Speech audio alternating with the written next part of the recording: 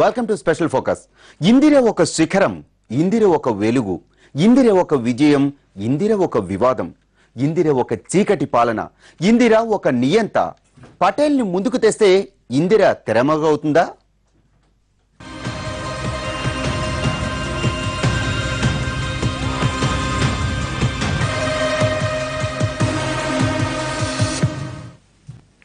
ఇందిరాగాంధీ దేశానికి పరిచయం అక్కర్లేని పేరు. నా చివరి రక్తపు బొట్టు వరకు ఈ దేశానికే అంకితమని ప్రకటించిన ధీరోదాత్త. అలాంటి ఇందిరను మరిచిపోవటం సాధ్యమేనా? ఆమె జయాపజయాలు, వాటి ద్వారా భారత రాజకీయాలు ప్రభావితమైన తీరుతెనులు దేశ ప్రజల స్మృతిపథం నుంచి తుడిచివేయటం వీలవుతుందా?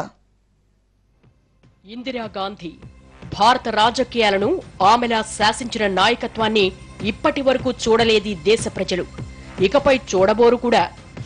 ఇందిరాగాంధీ ఒక్క భారతదేశ రాజకీయాలనే కాదు, అంతర్జాతీయ మహిళా లోకానికి స్ఫూర్తిదాయకంగా నిలిచిన మహిళా నాయకురాలు. ఆమె రాజకీయ చాతుర్యం, అధికారంలో ఉండగా ప్రవేశపెట్టిన సంస్కరణలు, ఆమె విజయాలు, విమర్శలు ఒకదానితో ఒకటి కలిసి నడిచాయి.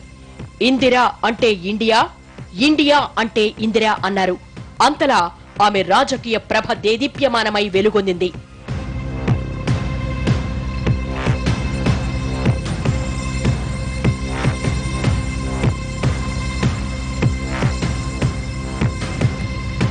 భారతదేశాన్ని ఇందిరాగాంధీ చదివినంతగా మరెవ్వరూ చదవలేదేమో. ఆమె ప్రతి కదలికను దేశ ప్రజలు పరిశీలిస్తూనే వచ్చారు, ప్రభావితమవుతూ వచ్చారు. ఆమె గెలుపులో ఓటమిలో మమేకమవుతూ వచ్చారు. ఆనాటి భారత రాజకీయాలకు బ్రాండ్ అంబాసిడర్ ఎవరైనా ఉన్నారంటే అది ఇందిరాగాంధీయే. స్వతంత్ర భారతావనిలో నెహ్రూ పాలన వేరు, ఆ తరువాత ప్రారంభమైన ఇందిర పాలన వేరు. నెహ్రూ పూర్తి అనుకూల వాతావరణంలో సజావుగా పాలన చేస్తే, ఇందిర పూర్తి వ్యతిరేకతల నడుమ సవాళ్లను ఎదుర్కొంటూ పరిపాలించారు.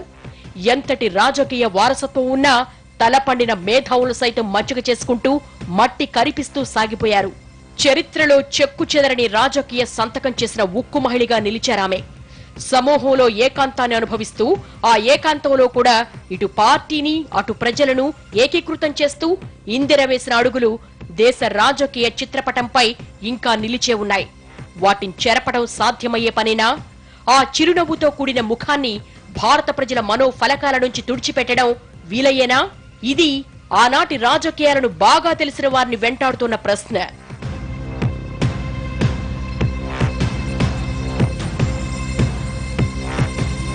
ఇందిరాగాంధీకి ఇంతటి చాకచక్యం ఎలా అబ్బింది అంటే ఆనాటి సామాజిక రాజకీయ స్థితిగతులనే చెప్పాలి.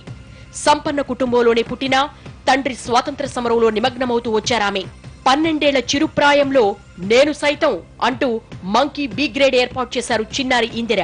అంటే వానర సేన అన్న అర్థం వచ్చేలా లిటిల్ సోల్జర్స్ ను తయారు చేసి వారి ద్వారా స్వాతంత్ర సమరంలో తన వంతు సహకారం అందించారు. చిన్ననాటి నుంచే తనలోని కార్యదక్షతకు పని చెబుతూ వచ్చారు ఇందిర. శాంతినికేతన్లో చదువుకుంటున్న రోజుల్లో క్యూలో నిలబడి ఆహారం తెచ్చుకోవడం, అందరితో కలిసి మెలగడం వంటి విషయాల వల్ల ఆమెకు ఇండియా అంటే ఏమిటో పూర్తిగా అవగతమైంది. వీటికి తోడు స్వాతంత్ర సమరంలో భాగంగా నెహ్రూ జైల్లో ఉండగా ఆయనతో తరచూ సాగించిన ఉత్తర ప్రత్యుత్తరాలు కూడా ఆమెలోని రాజకీయ పరిణితిని పెంపొందించేలా చేశాయి.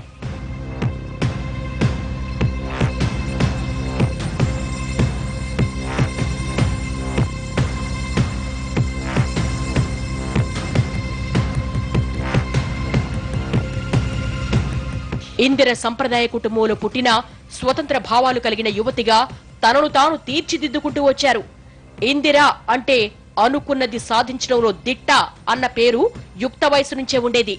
అందుకు ఫిరోజ్ తో ఆమె వివాహమే ఉదాహరణ. ఇందిర లండన్ లో చదువుకోవడానికి వెళ్లినప్పుడు ఫిరోజ్ తో పరిచయమైంది. ఆమెను ప్రేమ వివాహం వైపు మళ్లించింది. తండ్రి నెహ్రూ నుంచి అడ్డంకులు ఎదురైతే గాంధీజీని ఆశ్రయించి ఫిరోజ్ ను వివాహం చేసుకుని అనుకున్నది సాధించారు ఇందిర. అలాగని తండ్రికి దూరం కాలేదు. చిన్ననాటి నుంచి రాజకీయంగా తండ్రితో కలిసి సాగించిన ఆలోచనలు ఆమెను కుటుంబ జీవనానికి పరిమితం చెయ్యనివ్వలేదు. ఫిరోజ్ గాంధీ నెహ్రూలకు రాజకీయంగా అస్సలు పడకపోయేది. తండ్రి అధికార పక్షంలో, భర్త ప్రతిపక్షంలో, ఈ రెండిటి మధ్య సంఘర్షణ సైతం ఎదుర్కొన్నారామె. ఏది ఏమైనా తండ్రి వైపునే ఉంటూ వచ్చారు. జీతం తీసుకోకుండా ప్రధాని నెహ్రూ కార్యదర్శిగా పనిచేస్తూ రాజకీయ ఓనమాలు దిద్దుకుంటూ సాగారు ఇందిర.